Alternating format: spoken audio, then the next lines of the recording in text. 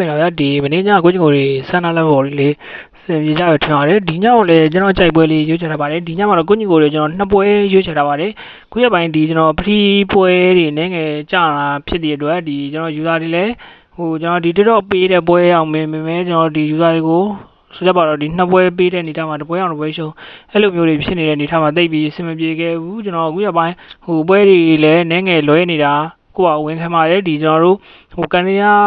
ကတော့အဲ့လိုပေါ့ကန်နဲ့လည်းဆိုင်နဲ့လို့လည်းပြောလို့ရတယ်မဆိုင်ဘူးလို့လည်းပြောလို့ရပြောဒါကိုခံကြမှာပေါ့လေဒါပေမဲ့ကံမကောင်းလို့ပဲကျွန်တော်ပြောလို့ရတယ်ဒီခုညနေတော့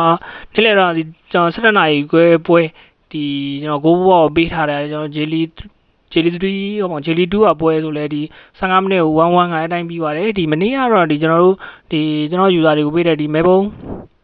CD9 ပေါ်ဆိုလဲ Soy Z2 ဒါမဲ့အတိုင်းပဲပြီးပါတယ်ဒီမနေ့ညတော့ဒီနောက်ကျွန်တော်ဒီfree day ဒီ chassis ကိုအောင်ပေးတာလဲလို့ပဲ XDCD ဒါမဲ့ FD မှာ Z3C ဆိုပြီး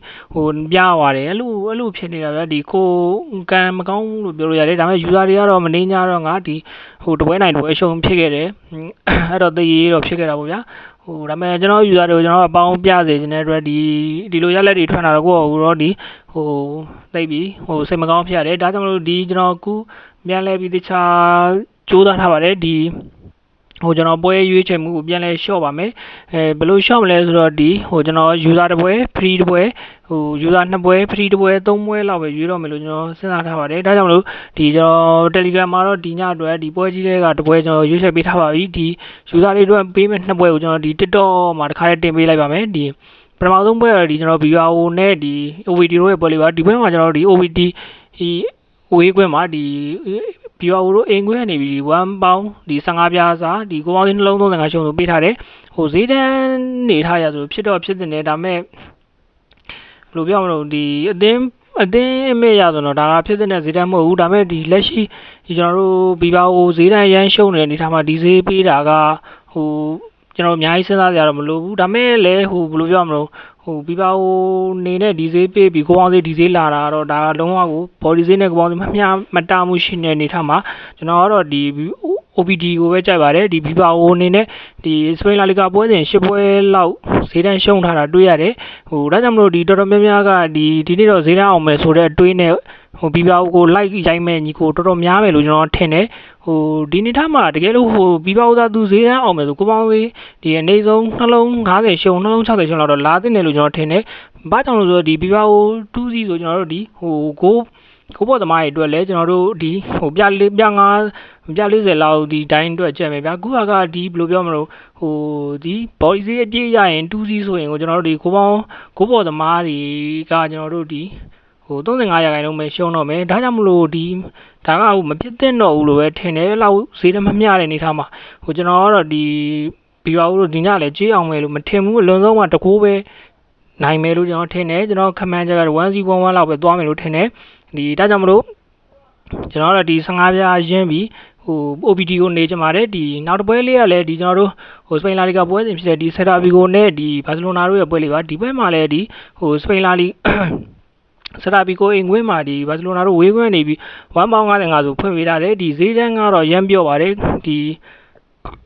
ကျွန်တော်စတာဘီကိုက9ရာစီမှာဒီစရပွဲကစားပြီးတဲ့အချိန်မှာဒီ2ပွဲနိုင်ဒီ9ပွဲစီ2ပွဲရှုံးဆိုပြီးရလက်ပိုင်းရကတော့ဘယ်လိုပြောမလို့မစိုးဘူးလို့ကျွန်တော်ပြောလို့ရတယ်ဒီဘာစီလိုနာတို့တော့မှဒီထိပ်သီးသေးနေတာမှာခုစရပွဲကစားပြီးတဲ့အချိန်မှာ2ပွဲရှုံးထားတာတွေ့ရတယ်နေထားမှာဒီစတာဘီကိုလို့ဆိုတော့လည်း2ပွဲပဲရှုံးထားတာတကယ်ကိုဆွမ်းဆောင်အကောင့်တစ်ခုကိုလို့ကျွန်တော်တို့ယူဆလို့ရတယ်ဒီနေထားမှာဒီ1ပေါင်း55ပြလောက်အောင်ထိတော့စတာဘီကိုတော့မကောင်းသေးဘူးလို့ထင်တယ်ဒီဘာစီလိုနာလည်းဒီတကူးရှူရတယ်ဒီ55ပြားတောင်စားနေရတာကြတော့ရန်ကိုချုံမြိန်လို့နေတယ်လို့ထင်တယ်ပြီးတော့ဒီကျွန်တော်စတာဘီကိုခုကျွန်တော်ဒီ80ကိုနဲ့ကစားပြီးရတဲ့နေထားမှာဒီ80ကိုလည်းဒီဈေးပဲပေးခဲ့တယ်ဒါကြောင့်မလို့ဒီဘာစီလိုနာနဲ့ဒီ80ကိုတို့ရဲ့ဈေးတန်းသတ်မှတ်ချက်ကပြား100ထက်ကွာပါတယ်ဒီကျွန်တော်တို့80ကိုဝင်ခွင့်မှာတော့ဒီဘာစီလိုနာတို့ဝေးခွင့်နေပြီးlevel ပြေရှုံးလောက်ဆိုရင်ကျွန်တော်တို့ဒီပြား150လောက်ထိကွာပါတယ်ဒါကြောင့်မလို့ဒီ ကျွန်တော်ထားပါတော့ဒီဝေးကွင်းနေထားရဒီကျွန်တော်တို့ပြား100လောက်ခွာလိုက်မယ်ဆိုရင်ကိုကျွန်တော်ဒီထောင်ပြား100မထွားနဲ့ဒီ 1D လောက်ပေးမယ်ဆိုရင်ကိုကျွန်တော်ကတော့ဒီဟိုဖြစ်တဲ့နယ်လို့ထင်နေတယ်ခုကဒီ1ပေါင်း55တကူးရှိကနေ55ရာခိုင်နှုန်းရတာကြီးကတော့ဟိုသိပ်ပြီးဘဝင်မကြဘူးဒါကြောင့်မလို့ကျွန်တော်ကတော့ဒီညမှာလည်းဒီဘာစီလိုနာတို့ဘယ်လိုပြောမလို့ဟိုတကယ်ဝေးကွင်းမှာဒီမနိုင်မှုလို့ပဲကျွန်တော်ထင်တယ်ကျွန်တော်တော့ setup ကိုပဲကြိုက်ပါတယ်အကြိုက်ဒီလိုညီကိုတွေလိုက်ကြကြပါဒီကျွန်တော်ကြိုက်ရွေးချယ်မှုလေးကတော့ဒီ OBD body setup ကို body ပါကဲ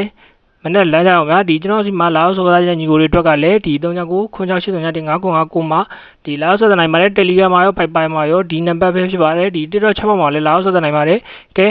အားလုံးပဲမနေ့လမ်းကြအောင်ဗျာ